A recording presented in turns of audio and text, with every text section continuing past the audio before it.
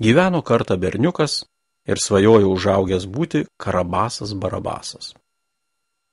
Svajojo, kaip jis atvažiuoja su puikiais žirgais dideliu uždaru vežimu į miestą.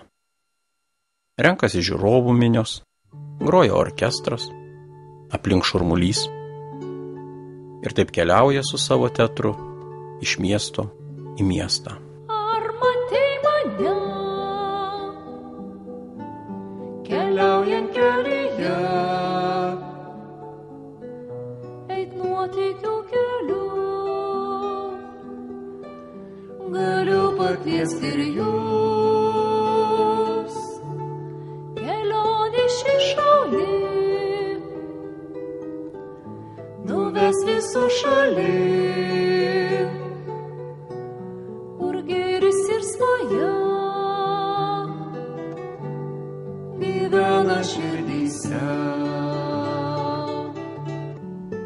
Teatras ant ratų įsipildžiusi režisieriaus Antano Markuckio vaikystės svajonė.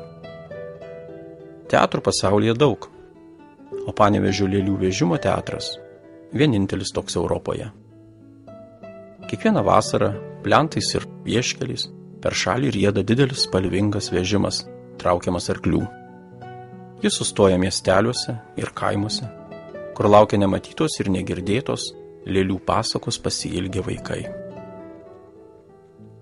O kol arkliukai ritmingai kinkuoja galvas, yra laiko pagalvoti, kas yra tas teatras. Man teatras, kaip tarpininkas tyrinėti, pažinti žmogų, būdas susikalbėti su savimi, yra pasakęs Juozas Miltinis. O anglų režisierius Peteris Brukas mano, kad svarbiausia teatre aktorius ir žiūrovas, jų ryšys. Galime paimti bet kurią tuščią erdvę ir pavadinti ją tiesiog scena. Per šitą erdvę eina žmogus. Kažkas kitas jį stebi. Tiek ir tereikia, kad prasidėtų teatro vyksmas. Lėlių vežimo teatro direktoriui Antanui Markuckiui teatras, paslaptis, magija.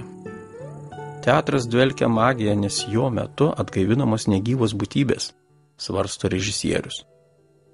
Jei nemylėsi lėlės, jie atsakingiausių momentų atkeršys ir išduos. Teko matyti, kaip lėlė keršyje, jei mėtai ją po spektaklio. Po kurio laiko žvilgterėjęs kelią, šypteli.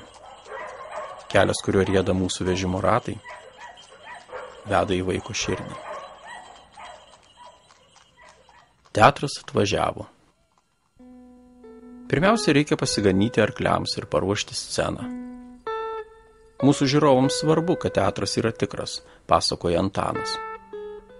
Jie mato, kaip iškinkome, kaip išlankstome vežimą, žiūri į mūsų dulkėtas kojas, saulės nudegintus veidus, supranta, kad tai sunkus darbas.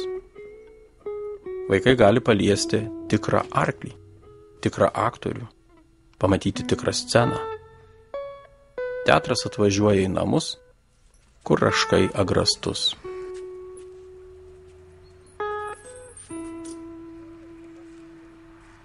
Teatrui atvykus, kaimas prityla. Žmonės prausiasi ir ruošiasi. Paskui takeliais atmarguoja puošnus kaspinėliai ir spalvingos kepuraitės. Paskui vaikus vos spėja mamos, tėčiai, močiutės ir seneliai. Bilietai kainuoja 2-3 litus. Kartą ateina mergytė, duoda 3 kiaušinius. Už save ir sesytę, sako.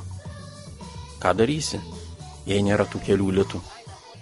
Teatro stebuklo išsiilgia visi.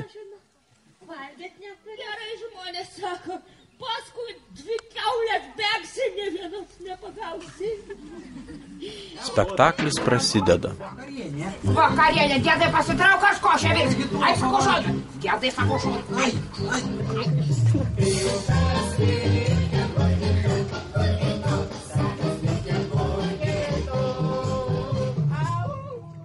O mes žvilgterėkime į užkulisius, nematomą žiūrovams vietą.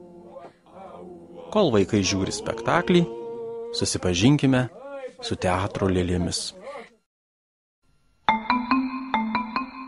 Pirštininės lėlės – paprasčiausios ir lengviausiai valdomos. Aktoriaus ranka lėlės kūnelis ir jokių mechanizmų. Aktorius pasislėpęs už širmos, o lėlė iškelta virš jos. Mimikuojančios lėlės. Tai labai išraiškingo veido irgi pirštininės lėlės. Galima pasidaryti iš paprasčiausios kojinės. Tik šiek tiek veido detalių ir jau lėlė tarsi gyva.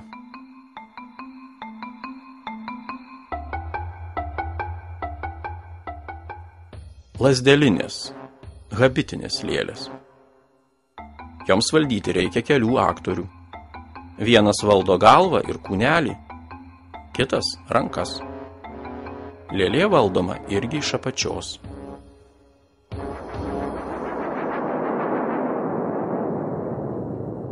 Marionetės. Tai sudėtingos, valdomos virvelėmis lėlės. Skirtingai nuo pirštininių, marionetė valdoma iš viršaus.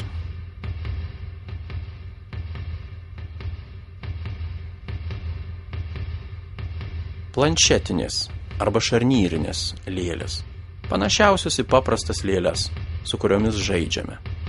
Dažniausiai aktorius nesislepia už širmos, yra matomas arba maskuojasi tamsia apranga. Visų lėlių rūšių taip lengvai neišvardinsi. Vis dėlto, kad lėlė atgytų, prabiltų ir sujaudintų žiūrovą, labai svarbus ne tik aktoriaus meistriškumas, bet ir jo ryšys su lėle. Aktorius virvutėmis ar lazdelėmis valdantis lėlę yra tarsi likimas ar visagalis dievas, dovanojantis lėlei gyvybę, kalbą, svajones. Ir jeigu jis tai daro su meile, tai meilę ir džiaugsmą lėlė perduoda mažajam žiūrovui, dabar negalinčiam savo žibančių akučių atplėšti nuo scenoje vykstančio veiksmo.